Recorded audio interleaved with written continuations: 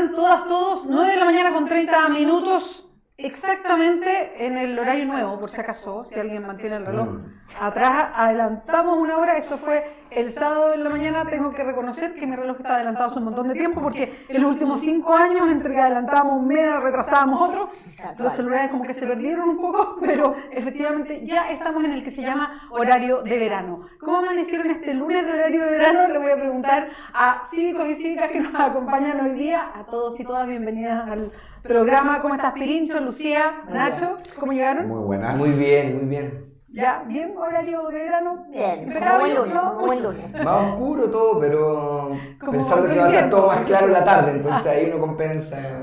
Claro, es verdad, sí. Un poquito más, sí, sí. Bueno, pero como que volvió el invierno en todo caso, ¿no?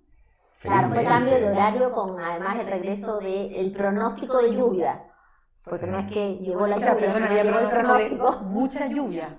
Para el día sábado originalmente, yo Para espero viernes, que llueva sábado, realmente. A lunes. mí yo estoy preocupado por el cambio climático y estoy preocupado por la sequía Sí, es en tremendo. Chile. Yo lo único que espero es que haya un ciclo de lluvia potente. Sí, parece que no fue tanta la lluvia. Veremos qué pasa hoy día. Sí. Porque había anuncio de lluvia también durante todo el día, por lo menos Crucé para la cordillera, tú Santiago Pirincho Valparaíso. estuviste sobrevolando también, pero yo crucé la cordillera, no hay nieve. No, impresionante. Impresionante, Sí. impresionante. Ahora, para el sur mejora mucho. Ya. Te diría yo, a partir de Chillán, el sur ha llovido harto, los embalses están bien llenos, pero la zona centro y centro-norte, la verdad es que para ponerse a llorar. Sí, bueno, de hecho, por primera vez las autoridades están hablando de si va a haber agua para el verano, como suministro para las Para las grandes ciudades, sí. Exactamente, para decir la región metropolitana, que concentra buena parte de la población de Chile. Es primera vez que las autoridades están diciendo, mira, para este verano sí, veremos para los próximos. O sea, hay una conversación que se instala, lo hemos tocado en distintos programas acá, cívicos y cívicas. Vamos a partir por algo que apuntaba Nacho más temprano y que queremos compartir. Este fin de semana se realizó había una convocatoria, una marcha. Primero era una marcha antimigrante, después cambió levemente la forma y decían que era una marcha contra la ley de migración, pero básicamente tenía ese destino, ¿no? Antimigrante. La verdad es que llegó muy poca gente, pero Nacho, tú querías plantear otra cosa que tiene que ver con el fondo de estas miradas más de odio a lo que está sucediendo, o instalar ciertas temáticas de esta manera en la sociedad chilena. Sí, yo creo que esta marcha que era convocada por el Movimiento Social Patriota, que se definen como nacionalistas de derecha, conservadores, con un discurso además antiglobalista, antimultilateralista, digamos, una cosa bien como contra ciertos acuerdos civilizatorios bastante esenciales, ¿no? Como del mundo contemporáneo. Perdón, solo para decir, en una de las fotos de prensa, ahí hay un cartel que dice fuera Sí, ONU, solo para fuera mencionarlo, ONU, digamos, libre expresión. Libre expresión, además, porque se consideran como un grupo que tiene poco margen para instalar su discurso. Pero a mí lo que me parece, a propósito del fracaso, digamos, o sea, porque estas personas han logrado instalarse en la opinión pública, tienen cobertura mediática, tienen una cantidad no menor de figuración en las redes sociales, y lo cierto es que cuando hay que juntar, digamos, a los cuerpos, vemos un contraste bastante brutal. Ahora, uno dice, bueno, pero a lo mejor por miedo, por exponerse, dejó de ir gente. Ya, pero habían 70, si hubiera ido un 1000% mayor, había 700 personas, sigue siendo un grupo muy menor. Entonces, yo me pregunto cómo estos fenómenos se amplifican, ¿no? Y creo que hay una cierta fascinación mediática con estos discursos ultranacionalistas, estos discursos de odio. O sea, de alguna manera se les detesta, ¿no? Pero se les exhibe a la vez. Y esa exhibición les da rédito. Tú dices, más de lo que existen, más de lo que son reales, se sobreexponen. O sea, yo creo que hay dos factores. Yo creo que efectivamente el miedo al cambio climático, a un montón de cuestiones, a la evolución de la sociedad chilena, genera en ciertos sectores, digamos, una necesidad de volver a lo seguro, a lo conocido, una cosa un poco conservadora, ¿no? Reaccionaria. Sin embargo, yo creo que estos grupos están sobreamplificados en la opinión pública, están sobrerepresentados en los paneles de discusión política, pero me pregunto por qué, digo, y no creo que haya una agenda oculta de gente que desde los medios quiere ponerlos en valor, digamos, o darles más valor que el que tienen, o más significancia el que tienen, sino que yo creo que efectivamente tienen un cierto carácter seductor, hay algo sexy, ¿no? Como lo comentábamos, en el nacionalismo y en estos discursos de odio que se les detesta, pero a la vez se les exhibe y por lo tanto se les hace publicidad y por lo tanto se les pone en un lugar de sobrerepresentación. A mí eso me genera mucha como interrogante y me parece que es un fenómeno que hay que ser capaces de leer con cierta complejidad y detalle para poder atajarlo, ¿no? Porque a veces se le termina haciendo la pega. Claro, yo estoy de acuerdo con lo que tú planteas. Me parece que también la forma como los medios presentan algunos temas, que es una forma artificialmente construida en el unos y otros, genera que unos y otros sean presentados como iguales. No hay que olvidarse este reportaje que hizo La Tercera sobre los antivacunas y los pro vacunas. ¿Se acuerdan que los presentó como si fuera Como un los grupo? científicos y los antivacunas. Claro, los científicos y los antivacunas. Y generó una respuesta felizmente muy fuerte el mundo científico diciendo, a ver, los antivacunas serán 100 personas, serán 500 personas que no tienen idea de los temas, digamos, profundos de la epidemiología. Entonces, finalmente La Tercera incluso retornó y dijo, sí nos equivocamos. Nos equivocamos porque lo que pensaron fue en cómo quedaba diagramada la foto. Y en el tema antimigrante pasa lo mismo. Uno prende los matinales y no escucha a alguien que habla del tema migración y dice, bueno, esto es, tomen nota, aprendan, no aprendan, estén a favor, sino que hay que buscar el contrario. Y el contrario generalmente es artificialmente construido, ¿no? Entonces uno al final, cuando ve el matinal, piensa que Chile está dividido en dos, entre los promigrantes, que generalmente es gente que está a favor de todo, y los antimigrantes, que son patriotas, que son nacionalistas. Entonces, yo creo que hay una construcción artificial de esta necesidad de que se dialogue como al mismo nivel, pero también estoy de acuerdo con lo que tú planteas, que hay, no solo en Chile, uno lo mira en general, en el planeta, ni siquiera diría yo reaccionario, es retardatario, ¿cierto? Es un movimiento retardatario, que lo que busca es como ir para atrás, ya vamos para atrás, esto de la ideología de género vamos sacándolo de los libros, esto de que todos somos iguales, mentira, no todos somos iguales, también vamos sacándolo de los libros. Yo estaba viendo una serie que después la voy a comentar que se llama La Familia en Estados Unidos, sobre estos grupos evangélicos, bueno, religiosos, poderosos, económicos en Estados Unidos, donde finalmente hay una cierta explicación de que los pobres son pobres porque, bueno, a Dios le definió que ellos iban a ser pobres. Entonces esos movimientos retardatarios uno los ve también acá.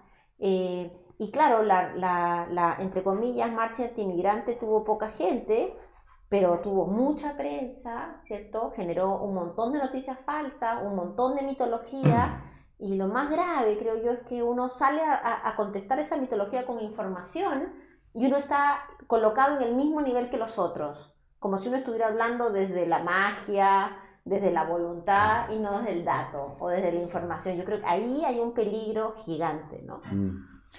Yo entiendo el punto, pero les confieso que no me extraña mucho y por varias razones. Lo primero, porque esto nos recuerda una vez más que hay que distinguir entre la opinión pública y la opinión publicada, que no es lo mismo. Y hemos estado acostumbrados que en política en general los intereses intensamente perseguidos por una minoría siempre tienen más visibilidad que el interés del bien común, por definición, que siempre es más difuso. Y creo que a eso habría que agregarle en segundo lugar que asistimos a un momento de mayor beligerancia del debate público, donde en general tengo la sensación de que pareciera que hubiera una competencia por los extremos, tú dos y dos más, y por lo tanto lo que vemos en el debate público no necesariamente refleja la discusión de la sociedad civil, y menos lo que está hoy día reflejado en los medios de comunicación y para qué decir en las redes sociales. Ahora, desde esa perspectiva, la pregunta es, ¿qué tanto somos también nosotros presas de ese microclima? Es decir, esta marcha contra la inmigración es una cuestión que le importa ¿a qué? ¿A 1.500, 2.000 personas? Yo creo que la gran mayoría de los ciudadanos, los hombres y mujeres del país, la verdad es que ni se enteró. Esto es un tema en Twitter, un rato, en algunos medios de comunicación, pero el país real ese que funciona todos los días, que está un poco alejado esta trifulca, no tan digitalizado, la verdad es que esta cuestión ni se Está en el enteraron. 18, tú dices. Exactamente, ya están Sí. pensando en las fiestas En el patrias, aguinaldo. Sí, pero yo no. creo que yo haría ahí una salvedad, Pincho, porque yo creo que efectivamente esto tiene una repercusión en un grupo, digamos, en un nicho, tuitero, no sé qué, pero también en la televisión abierta, y la televisión abierta sí construye opinión pública y sí instala los grandes temas, digamos, de la oficina el lunes en la mañana. Entonces yo creo que esto no es tan menor, yo creo que hay mucha gente que sí está conversando, hoy día felizmente haciendo burla de lo que fue esta marcha, digamos, pero logra instalarse la marca de estos grupos extremistas, logra instalarse los liderazgos de estos grupos extremistas, que no tienen realmente ningún asidero real en términos políticos, digo, en términos de sensibilidad, en términos de tocar temas o conectar con ciertos miedos o inseguridades, ahí estoy de acuerdo, y ahí abrimos otra caja de Pandora compleja, pero en términos políticos, de sustento político, no tienen ningún respaldo. Sin embargo, se empiezan a convertir en unos ciertos liderazgos o gente que tiene algo que decir, ¿no? O que hay que escucharlos igualmente. Y a mí ese fenómeno me parece peligroso porque ese fenómeno tú no sabes a dónde llega. Bolsonaro, hace tiempo atrás, la gente se reía de él, ¿no? Lo encontraban ridículo, o sea, hacían mofa de él. Y bastó un par de factores, entre ellos sufrir una agresión en campaña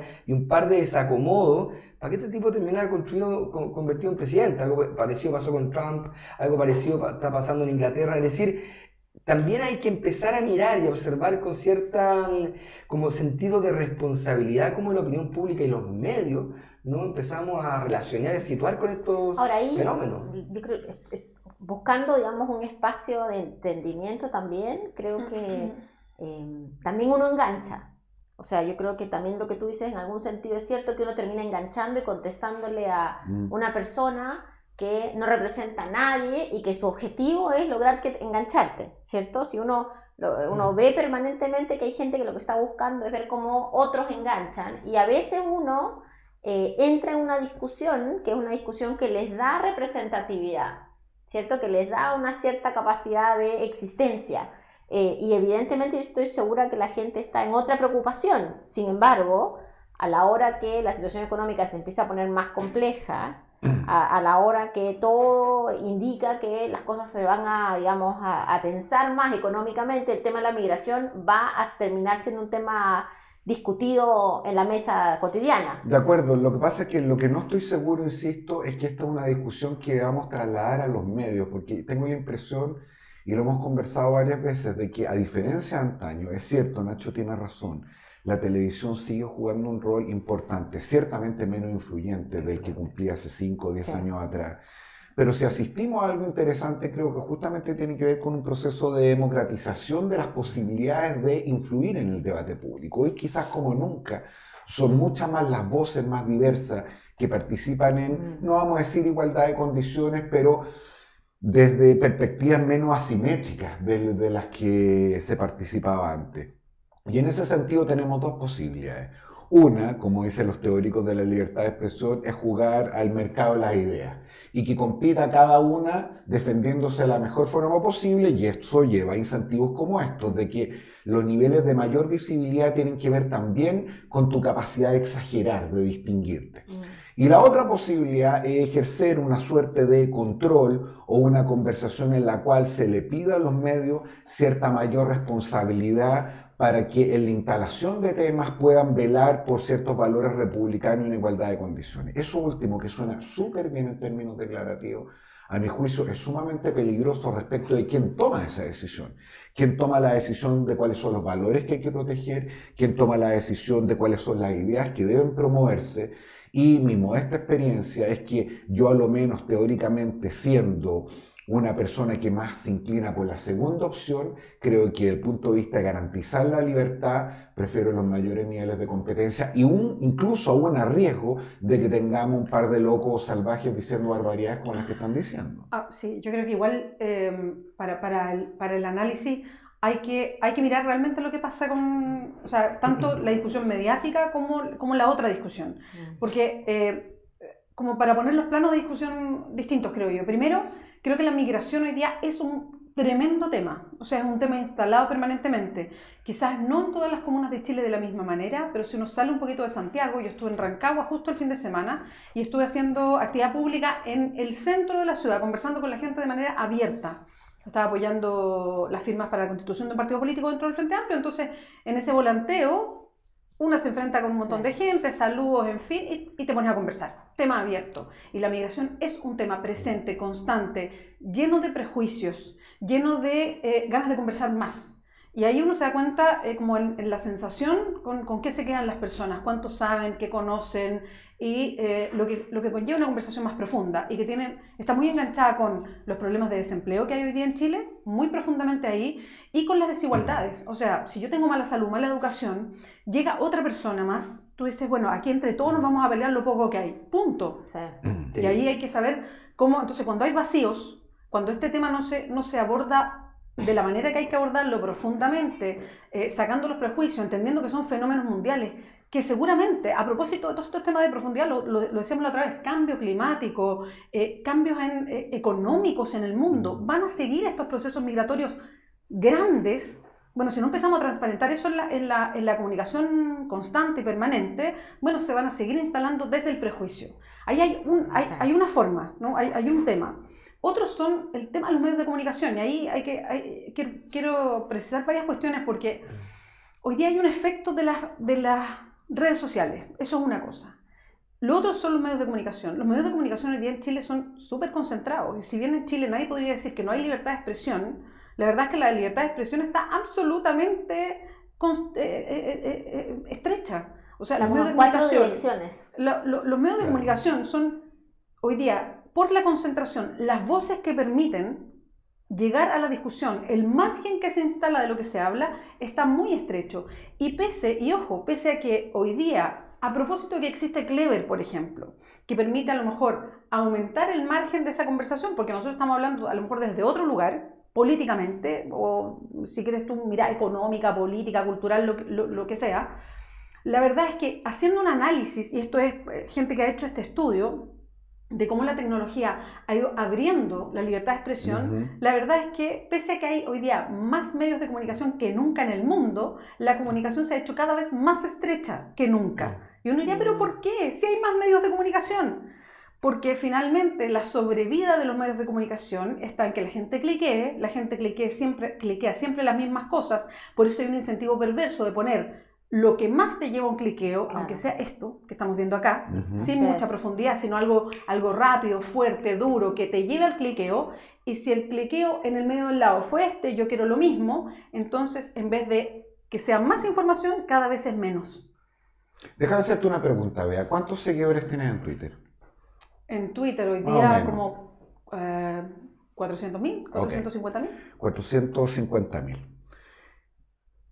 Es súper interesante esta discusión porque yo creo que esa distinción que tú haces entre medios de comunicación y redes sociales es una cuestión que hay que empezar a relativizar. Fíjate que si tú tienes 450.000 seguidores, son básicamente un punto de rating, son 70.000 a la norma tradicional, 6 por 7, 42. Es decir, potencialmente tú cada vez que pones un tweet llegas a 6 puntos de rating de lo que llegaría a un canal tradicional. El triple de la cantidad de gente que compra el Mercurio. Sí. Ahí depende del algoritmo respecto a cuántas personas le aparece. Lo que queráis, pero estamos por sobre la gente que lee el Mercurio el día domingo, por sobre el rating de CNN, por sobre el rating de La Red, y si me apuráis un poco, desgraciadamente, por sobre el rating de Televisión Nacional de Chile también. Entonces, yo creo que una pregunta bien interesante hoy día, y es una discusión que estamos teniendo, es ¿cuál es el efecto editorial de los medios? ¿Y cuál es su capacidad de los medios en general para llegar a los ciudadanos? Y yo estoy convencido, sé que nos falta mucho. Y por eso soy tan defensor de que el proceso de digitalización y la mayor posibilidad, claro, no va a tener efectos de inmediato, pero genera un rédito desde el punto de vista de la diversidad que a mí me parece importante.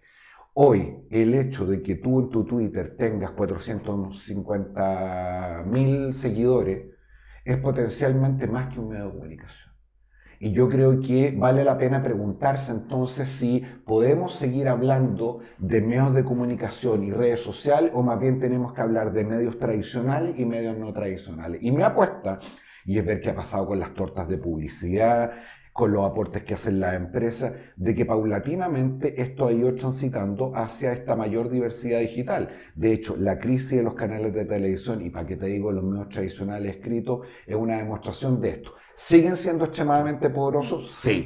¿Siguen siendo concentrados? También. Pero vamos en una senda donde yo creo que hay que empezar a apostar a qué está ocurriendo al otro lado. Y es ahí donde yo tengo más miedo, y ahí se conecto con lo que decía Nacho. Es decir, si el miedo que me da la mayor libertad es justamente que en ausencia de toda regulación es posible en algún minuto que haya con altos niveles de visibilidad posiciones que no solamente sean antidemocráticas, que generen odio, sino que efectivamente puedan alimentar los miedos y los prejuicios de un grupo importante de la población. Sí, yo comparto contigo, Pirincho, y creo que el ejemplo más claro de lo que tú planteas es lo que pasa en Instagram, que a diferencia de Twitter sí hay publicidad.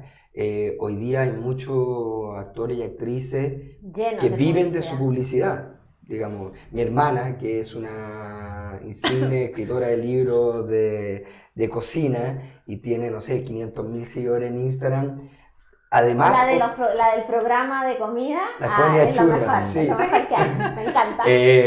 Mi hermana además tiene una suerte de, digamos... De club de fans. Bueno, club de Ya fans, sí, pero además... No, y de aporte estructural. De publicidad, pero digamos, como un canal de publicidad. Ella vende publicidad en sus redes. Entonces, efectivamente, eso da cuenta, digamos, de este fenómeno de cómo un canal de televisión puede competir con una persona en términos editoriales y cómo se van constituyendo estas figuras, además mediáticas, los influencers y todo eso asociado al mundo de la publicidad, etc. A mí lo que me sigue preocupando es a quién llegan estos grupos, estos nichos. Es decir, nosotros en Twitter, los tuiteros, los que estamos ahí, nosotros nos leemos, nos dialogamos, somos un grupo de gente que tiene efectivamente una sensibilidad, un interés particular por los temas de carácter público, qué sé yo, por la contingencia noticiosa, etcétera, etcétera. Y ahí efectivamente se constituye un espacio de construcción de opinión, ¿no? Hay un espacio de discusión pública en el que uno se va tiñendo y uno toma un tuit de alguien y lo reformula y de alguna manera se produce un diálogo, ¿no? Así como en el mundo de la investigación uno dice que siempre está hablando con otros autores, en Twitter uno siempre está hablando con otros tuiteros también, ¿no? Está dialogando con lo que leyó, no necesariamente haciendo referencia directa, pero dice, sí, este le está respondiendo indirectamente a este, está tratando de instalar un punto, etcétera, etcétera. Pero eso, que yo creo que sí, de alguna manera, por decirlo así, en las élites dirigentes, dígase el mundo de las comunicaciones, de la política, influye y genera opinión pública y genera liderazgos que surgen desde ese espacio. Yo no sé cuánto sale a la opinión pública en su amplio espectro, digamos. Y sí creo que la televisión abierta sigue influyendo de manera muy potente, aunque sea con los 5 o 6 puntos del matinal, en esa opinión pública más abierta que no ve el Twitter. Y yo creo que ahí se empieza a producir de alguna manera también una fractura, ¿no? Una mirada distinta de lo que se va constituyendo acá como sentido común y lo que se va constituyendo en este otro espacio como sentido común. Pero es que por eso justamente son burbujas que son muchas veces totalmente separadas, ¿no? Porque en el fondo yo siempre me acuerdo cuando empezó esto del Twitter, que entregaron unos premios a los mejores, los tuiteros más famosos de Chile. Piñera convocó a los tuiteros, no sé, tuiteros más influyentes, una cosa así. Me acuerdo perfecto, porque esto empezaba y en eso me dicen, bueno, es que el Twitter más seguido de Chile es Carol Dance. Y yo me estaba entrevistando y yo digo, ¿quién es esa chica? Me dice, ¿no sabes quién es Carol Dance? Y yo, no. Ahora sé, por si acaso, ahora sé. Y que no es una chica. Y tenía como, no sé, era como el primer día de Twitter y tenía 1 millón de seguidores. Y tú decías, y ahí es donde uno se da cuenta, donde verdaderamente te das cuenta que, claro, jamás en mi vida se me hubiera ocurrido seguir, no tenemos nada en común, pero tiene una masa de gente que está en otro capítulo, así como Britney Spears está en otro capítulo. Entonces hay un problema, porque cuando uno veía el diario colgado, hace 50 años no veía el diario y decía, ese es el sentido de la comunicación, todos estamos leyendo lo mismo. Algunos lo leen, otros ven el titular, otros no lo ven, pero ahí está. Ahora tú puedes estar teniendo un mundo de comunicación con 100.000 personas que te dicen que eres la raja, que eres lo mejor, que sí, pero al lado hay 700.000 en otro grupo donde tú ni siquiera existes. Lo que se llama como no la cámara de eco, ¿no? Claro, entonces el gran problema, creo yo, es cuánto uno logra enganchar en la comunicación. Y yo debo decir que, por ejemplo, en el Twitter, generalmente a la gente que es vulgar, molesta, la borro porque no tengo ganas de comunicarme con esa gente. Pero tal vez uno debería tener otra actitud y decir, no, voy a escucharlo y voy a contestarle Pero ahí entra uno en esta discusión que es totalmente loca, porque te puedes pasar el día peleando con la otra burbuja, ¿no? Entonces, claro, al final uno se refuerza a sí mismo y tal vez no logra ver qué es la conversación que está en la calle. Y por eso es que en el mundo de la política, uno también en la academia, pero el mundo de la política tiene que salir a la calle. Porque si no, se refuerza a sí mismo que sus 10.000 seguidores o sus 100.000 seguidores están felices con uno. Y cuando uno va a la calle, lo que encuentra es otro sentido, ¿no? Eso es lo que pasa, que el Twitter además es muy interesante, porque si uno mira las redes sociales, el despliegue de las redes sociales, que son básicamente Facebook, voy a dejar a un lado WhatsApp, que tiene otro sentido, y por eso es tan influyente, porque es más bien gente que es una cosa más íntima, pero los que son abiertas, Facebook, Instagram, Twitter, y si uno los despliega en Chile y prácticamente en toda América Latina y el mundo, Facebook tiene una penetración que es impactante, y aunque vaya a la baja, etariamente, todavía es una cuestión que no tiene competidor, no tiene competencia, no tiene. Y si uno mira como la estadística, Facebook está a este nivel, Instagram subiendo y Twitter es chiquitito. Sí. Twitter es todavía un grupo muy pequeño y muy micromundo además. Uno sigue gente que piensa lo mismo que uno. Obvio. Entonces si uno no sale de ese micromundo, uno dice, bueno, todo el mundo piensa lo mismo que estamos todos de acuerdo, es un país ideal. Oye, a propósito, quiero tomar toda esta conversación para llevarnos a otro tema, que es un poco lo que, y alguien lo mencionó acá, lo que pasó la semana pasada, que creo que pasaron varias cosas juntas y a mí me despertaron como una preocupación gigante respecto a la política en general. Sobre todo cuando una entra a la política y le gusta lo que pasa y quiere entusiasmar a más gente en la política, y vemos la discusión de 40 horas que termina como con payasadas. De hecho, yo creo que lo que más disfruté de eso fueron los memes, a propósito de los canales de comunicación, ¿no? Y que creo que ahí hay un tema súper interesante de mirar cómo comunicacionalmente, cómo desde el humor de repente se responden ciertas cosas, pero las payasadas que se dijeron en una comisión de la Cámara, que fue la de trabajo, que de verdad es bien impactante el nivel que se alcanzó. Después, cuando hay a través de las portadas de los diarios, empezó como una guerra de guerrillas entre José Antonio Kast por las cosas que salieron en la tercera, después él apuntaba a Joaquín Lavín, desde la UDI le contestaban en la otra portada. Nosotros en el otro programa, en la suma de todos los medios, nos hicimos un pino con esta cuestión porque ellos mismos hablaban de una operación mediática en los diarios, entonces estuvimos analizando eso porque estaba muy interesante. Y al final, más allá de quiénes son los protagonistas, cuando una mira la política como algo que es deseable, que te gusta y que te gustaría construir, uno dice qué pena, porque finalmente la gente, uno tiende a tirar a todos el mismo saco. O sea, básicamente toda la gente es payasa. En la Cámara de Diputados se hablan payasadas, todos los políticos son iguales. Que es como, cerremos por fuera, me distancio. A mí eso me preocupa, a propósito de las cosas que pasan en la política, si queremos. Y bueno, y eso potenciado por lo que vimos en redes sociales, en los medios de comunicación. Y me gustaría que miráramos un poquito esto. Yo les tengo que confesar, sí, que me reí mucho con los memes que salieron, algunos increíblemente buenos, como del piloto que se tira. Como el piloto que se tira por las 40 horas, porque se le habían acabado las 40 horas y se tiraba del avión. Es que el meme de la niña como acusando y el gato respondiendo. Ese que se... Es que es demasiado absurdo y da para todo, es maravilloso. Sí, a ver, yo con relación al tema de las 40 ingeniosa horas... la galla, es rápida. Es rápida. Alguien decía el otro día una comparación con América Latina y decía que nosotros, no, las típicas cosas como la bandera más bonita, todo eso no lo sé, pero decía que nosotros éramos los más rápidos para los memes. Bueno, hay mucha gente con tiempo hablando de las 40 horas. Los memes como bullying, y yo creo que efectivamente somos los más rápidos para el bullying. No, muy eso seguro. Y muy gracioso además. Eso seguro. Ahí está. ¿Dónde está el gato? Se fue. Ya trabajó 40 horas. Ahí está. Sí, yo creo que el gran problema es que estamos hablando de la política con P minúscula. O sea, cuando a los que estamos acá, que nos gusta la política, porque si no estaríamos en otro lado. ¿cierto? No acá. Claro, nos gusta una política distinta, y no por una política distinta, una política de élite. No es una política filosófica, no es la política, digamos, de la cocina. Pero ya lo que hemos visto, yo en el tema de las 40 horas, por ejemplo, debo decir que he tratado de informarme porque escucho, de lado y lado escucho, no importan los especialistas. Acá hay dos visiones y uno empieza a escuchar a algunos especialistas y empieza a quedar preocupado. Hoy día escuchaba algunos economistas diciendo, está bien, vamos por las 40 horas, pero esto va a significar una baja salarial en el mediano plazo. Tienen que decirle a la gente que esto va a significar una baja salarial. Y yo pensaba, ¿por qué no estamos en esa discusión?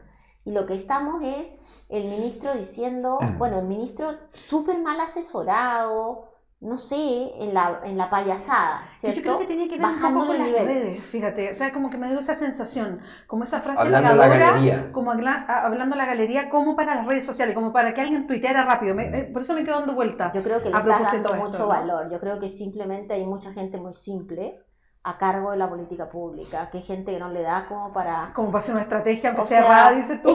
Es que francamente estamos hablando de temas estructurales, y no solamente pasa en las 40 horas, pasa en un montón de temas, que cuando tú escuchas y dices, de verdad, ¿con quién se están comunicando con esa imagen, meme, lo que sea?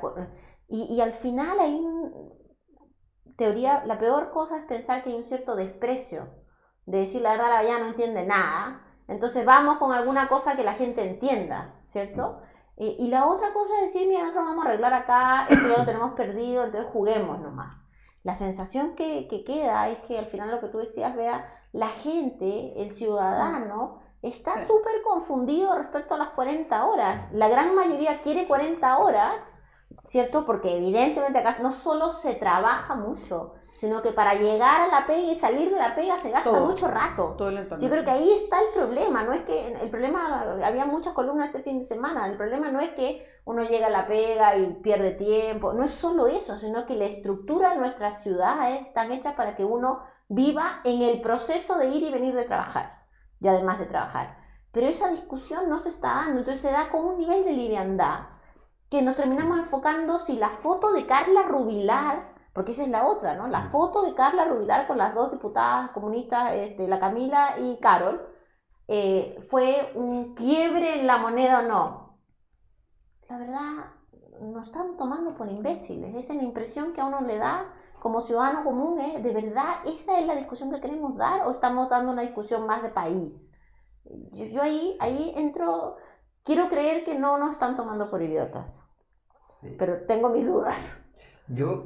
Yo ahí tengo una duda realmente, porque es como esto de todo tiempo pasado fue mejor, ¿no? En todas las épocas se siente que hay un proceso de degradación de la política, ¿no? Entonces yo creo que efectivamente nosotros sentimos que hay un proceso como de degradación de la política. Yo no sé si ese proceso de degradación es parte de la política y que se expresa de otros modos simplemente. Es decir, hoy día tenemos este tipo de soportes digitales, de redes, con la inmediatez que tiene, y por lo tanto hay guiños a eso, hay una manera de comunicarlo, pero yo no sé si hace 100 años atrás la política necesariamente en todo su despliegue y ámbito era más consistente, había otro tipo de práctica. Había más proyecto país, Ignacio. Ahora hay proyecto Fundación Mi Casa. Sí, pero yo conmigo mismo. Yo eso estoy de acuerdo, yo creo que se ha perdido lo colectivo, en eso estoy absolutamente de acuerdo, pero yo creo que, no sé, a mí me pasa, yo estuve en Bolivia hace poquito y uno mira, cuando mira desde afuera Chile, yo tenía un amigo que decía que Chile tenía buen lejos, ¿no? Y cuando se acerca ya viendo las pifias.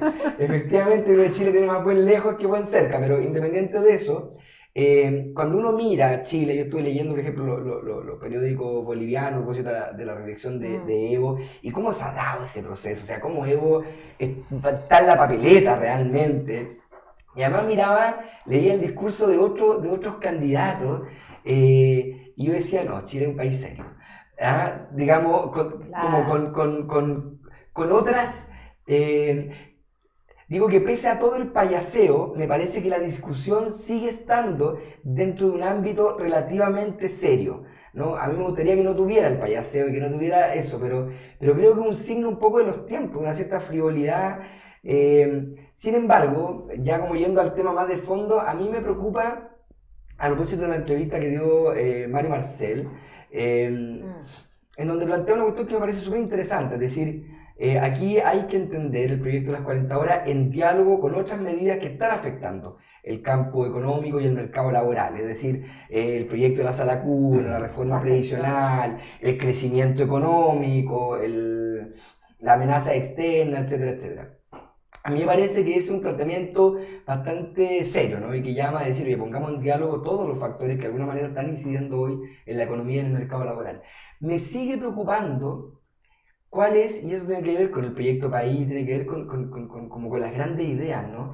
Me sigue preocupando qué es lo que tienen que decir las otras áreas del conocimiento y del saber respecto a proyectos como este, ¿no? Es decir, ¿tiene algo que decir realmente la psicología social, la sociología, el mundo de la cultura, de las artes, qué sé yo, el mundo del urbanismo? ¿Qué importancia le damos en el debate público, en el debate político, al ámbito económico, que me parece fundamental, digamos, pero qué importancia le damos a estas otras áreas? Porque nos vamos a preguntar de verdad porque en el fondo estamos discutiendo modelo de desarrollo, en el fondo estamos discutiendo modelo de país, y por lo tanto estamos determinando de algún modo qué tipo de ciudadanos queremos producir también. Y ahí me parece que la discusión tiende a acotarse a un ámbito extremadamente económico, que me parece absolutamente necesario, y verlo en toda su complejidad, pero me gustaría preguntarme qué tienen que decir las otras áreas, dónde están los otros expertos, ¿no? ¿Dónde están las otras experiencias? Sí, la primera pregunta que tú te hacías, si es que todo tiempo pasado fue mejor, sí, definitivamente. Fue mejor. Definitivamente. Lo decimos los viejos. Claro. Y eso ha sido una práctica no solamente en el ámbito político, sino que en otros ámbitos de nuestra vida. No quiero entrar a especificaciones Chuta, yo te iba a complejas. preguntar cuál es. Todo tiempo pasado siempre fue mejor. Es más. Ahora, dicho eso, esto es un problema contra qué te compara. Efectivamente, la política chilena es un lujo comparado con la política en América Latina. Claro. No estoy hablando solamente de Bolivia, estoy hablando de Argentina, estoy hablando de Brasil, estoy hablando de Perú, estoy hablando de Colombia. Que no significa que nosotros no podamos ser capaces de identificar que respecto de nuestros propios estándares evidenciamos un deterioro más o menos evidente y que ha sido prolongado, acelerado y respecto del cual nos tiene más bien asustados. Lo segundo, para citar a los economistas, es que yo creo que aquí hay un problema de incentivo. Hay ciertos incentivos del proceso político que contribuyen a este mayor deterioro. El primero, el vértigo del debate. Cuña televisiva, tweet, en fin, que te obliga a decir de manera corta, especialmente corta, cosas que requieren una reflexión mayor. Y por lo tanto, los buenos políticos, y entiendo por buenos políticos perfecto lo que estoy diciendo, aquellos que saben llegar rápidamente a los ciudadanos, aunque sea con medias verdades y prejuicios, son los que perfectamente pueden poner esto en 140 caracteres y decirlo más o menos rápido, y ejemplos tenemos muchos. Segundo incentivo negativo, mi obsesión, esta imbecilidad de haber pasado el voto voluntario y haber dejado el voto obligatorio. Tu discurso está dirigido solamente respecto a aquellos que es más fácil movilizar. Sí. Y que en general son más bien los extremos. Y por lo tanto olvidas, porque no es tu preferencia fundamental, esa gran mayoría de ciudadanos que requieren de una explicación más reposada, más larga. Tercer incentivo negativo, la política está convertida en un concurso de popularidad. Y por lo tanto, todos los políticos en general sienten que la manera de reeditar el favor ciudadano es subirse a cuanta pinche causa haya, sin preguntarse ni por su legitimidad, ni por su propósito, ni por su justicia. La política ha dejado de hacer pedagogía en ese sentido, y más bien está simplemente puesta sobre la demanda ciudadana. Ahora, puesto en esos términos, yo creo que nosotros efectivamente tenemos un problema estructural, pero que es un poco irreversible. Y tengo la impresión de que nos vamos a tener que acostumbrar a que esa añoranza de un debate más tranquilo, más reposado, más informado, va a quedar en nuestra caja de los recuerdos. Y la pregunta entonces es, a partir de este escenario, con estos incentivos, ¿cómo podemos, en los márgenes, hacer esfuerzos por mejorar nuestro proceso político? Así es. Sí, yo creo que uno tiene esa pretensión de que la política sea el campo de lucha de las ideas, ¿no? Pero es como el fútbol, uno dice, bueno, aquí hay que ir detrás de la pelota.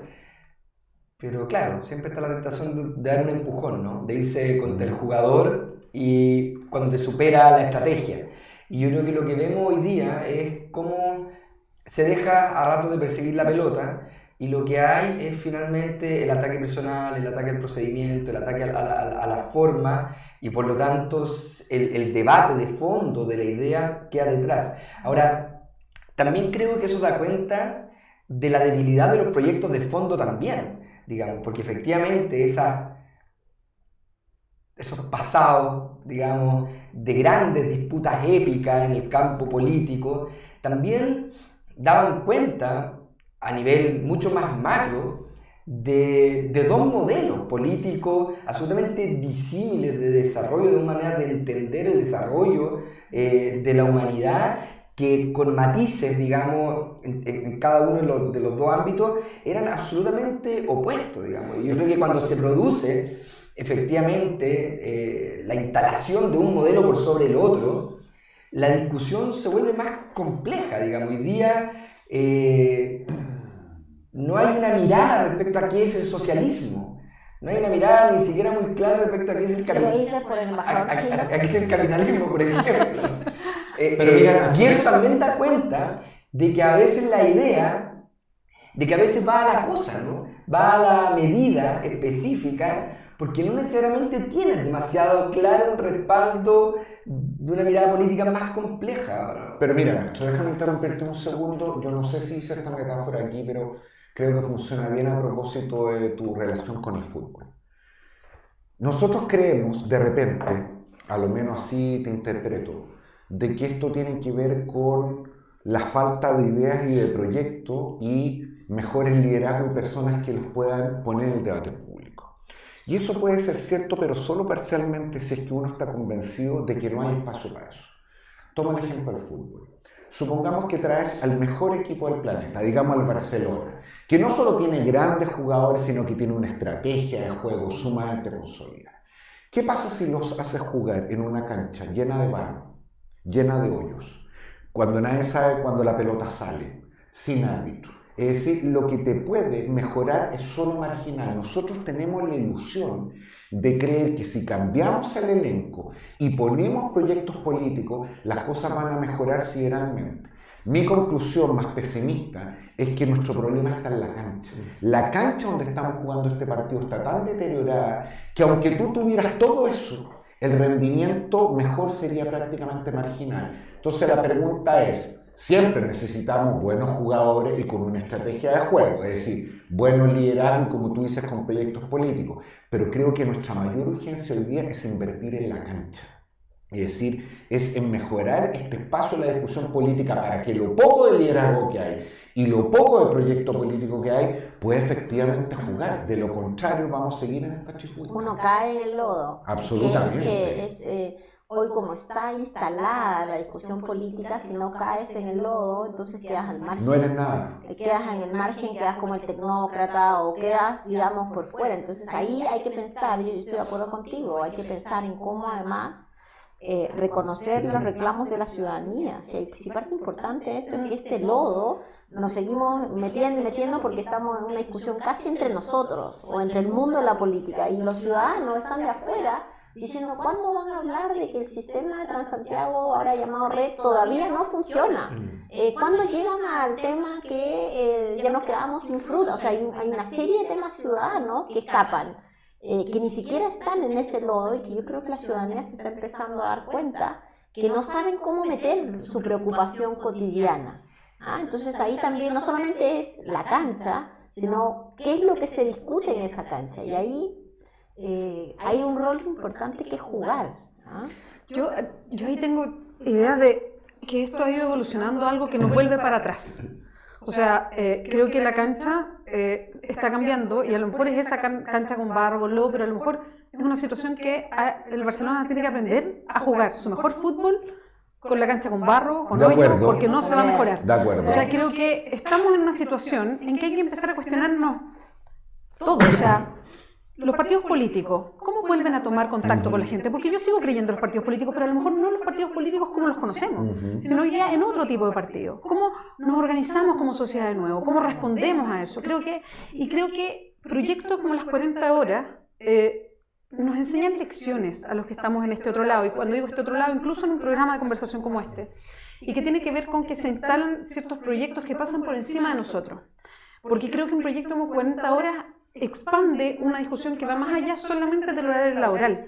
¿Por qué se instala como se instala hoy día? ¿Solamente porque nos delimita un horario laboral? No, porque yo creo que abre una conversación mucho más profunda respecto a cómo es nuestra vida, a cuánto le damos al trabajo, cuánto nos pagan por ese trabajo, ¿es justo lo que nos pagan? ¿Por qué me demoro tanto en trasladarme? ¿Realmente si trabajo menos voy a optar a un segundo trabajo para mejorar más ingresos o para estar con mi familia?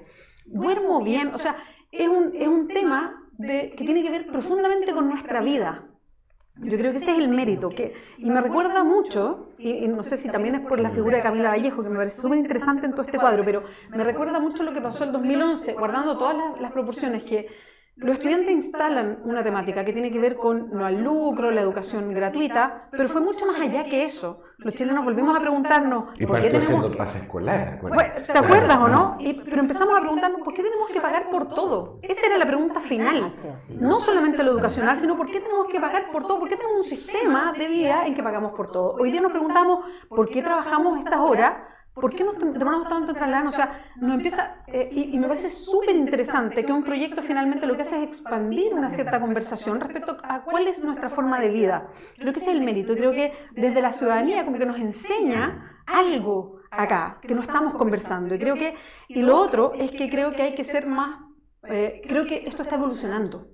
Está evolucionando y tenemos que ir encajando las formas. A lo mejor esta forma de política, esta forma de que todo es rápido, de que el que dice las dos frases más pegotes es la que se quedó, a lo mejor es una forma en que se va a dar a generar la comunicación de ahora en adelante. Y más que rechazarla, decir yo quiero volver a lo que era antes, yo creo que eso no es posible. No. Yo creo que hay que empezar a ver cómo lo hacemos para adelante y que sea más virtuoso. A mí no me gusta que nuestra relación sea de una payasada, un meme, digamos, como es hoy día, ¿no? Le respondo con un meme, mejor me río de esta tontera, sino cómo hacemos esta evolución, cómo nos comunicamos de ahora en adelante, cómo tomamos estas preocupaciones. Creo que ese es el desafío. Sí. Eso es lo que nos estamos dando. Y ahí hay una tensión, porque evidentemente hay gente que conoce solo una forma y otros que pensamos que esto está en evolución.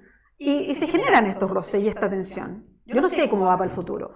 Para mí hay un tema súper interesante de cómo es el partido político del futuro o de los próximos años ahora. ¿No? ¿Cómo interaccionan los ciudadanos, los militantes con los partidos políticos? ¿Cómo un ciudadano se siente identificado con la política? ¿De qué manera? ¿Cómo debería generarse esa relación entre Estado y yo insisto, hay esta otra pata, ciudadanía, Estado, privados? O sea, hay algo ahí que creo que está en por cambio. ejemplo, es súper interesante a propósito de los campos de influencia, digamos, que hacía Pirincho en relación al Twitter y a los medios de comunicación. Por ejemplo, la cantidad de gente que está dispuesta a firmar por un partido político o la cantidad de gente que toma el mismo tiempo para firmar por una causa en Change.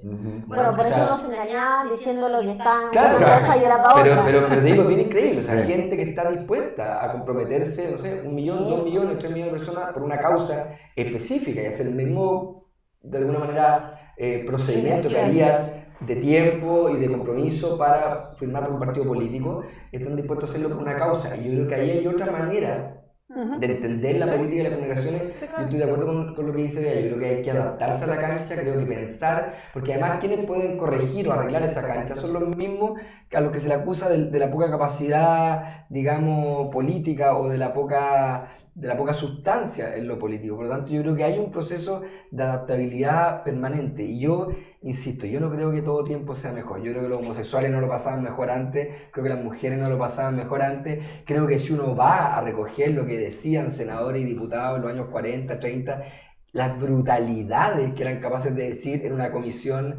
como la del trabajo eran bastante peores que las que se ha permitido el ministro Monker. Claro, no estaban los medios de difusión, probablemente los medios oficiales las suavizaban y las reescribían para difundirlas, pero yo creo que el nivel del debate público, yo no sé si hoy día es peor que antes, realmente.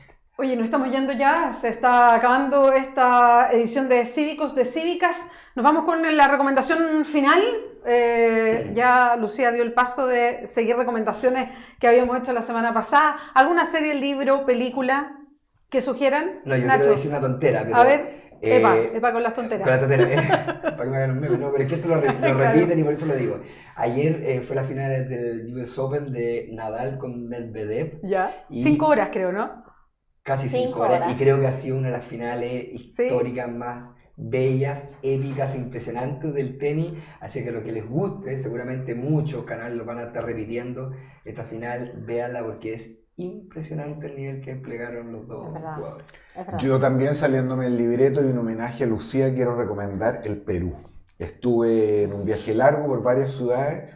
Quiero decir que nos habían hecho una advertencia desde el punto de vista del trato con las autoridades, particularmente la policía y los funcionarios que tienen a su nivel la regulación. Nos trataron increíblemente bien, el pueblo peruano en general, lo que nos tocó a nosotros, gente maravillosa, cariñosa, hermanable, así que me volví feliz. Quienes tengan la posibilidad alguna vez de cruzar hacia el norte, háganlo de todas maneras. Lucía. Muy bien. No, bueno, de todas maneras.